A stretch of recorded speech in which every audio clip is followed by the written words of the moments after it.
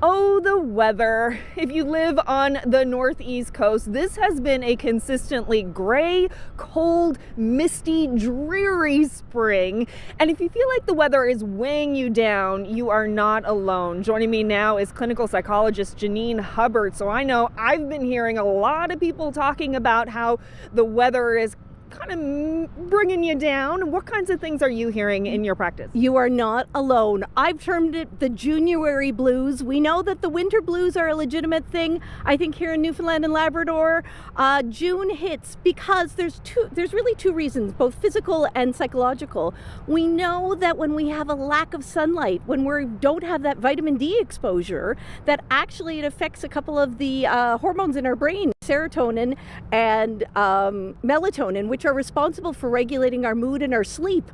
So we actually have our brains feeling down. And we've also got a little bit of fear of missing out. You look at other places in the country, you think about, the lovely flowers that are coming up, those warm temperatures, and what we're missing out on right now, all the things that you want to be doing, all the sports activities that are canceled because the fields just aren't appropriate. So that double whammy is definitely getting people down. Yeah, and it's not just the rest of the country either, it's the rest of the province, because this has really been a northeast coast kind of summer so far.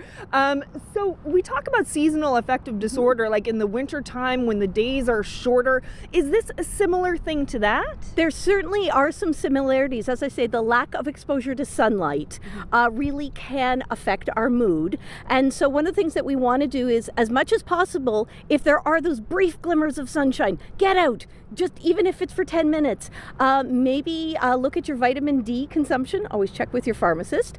And it may be time, if you've got one of the light therapy lamps, it's time to bring it out again. I actually use mine more this time of year than I do in the winter time. And just fighting the resistance to want to stay home, stay indoors, get out even if it's dreary. The dog's going to force you to get out a little bit.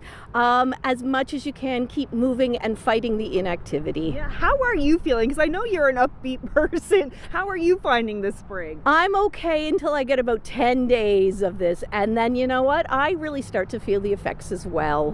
And it really does feel discouraging because we keep thinking, is it ever going to end? And we know it will. And I also try to remind myself that this is the weather that brings the capelin, and that's the weather that brings the whales, and that's exciting. So, if you can have somewhat of a perspective on it, maybe it gives you more time to grow your seedlings indoors before putting them outside, or longer to plan your garden. Whatever perspective you can take. And then it's also okay to grumble and, complain to your colleagues in your family, because let's face it, that is a shared activity. Yes, you gotta vent. Absolutely. Well, I love your optimism. Janine Hubbard, thank you so much. Thank you. So is this an unusual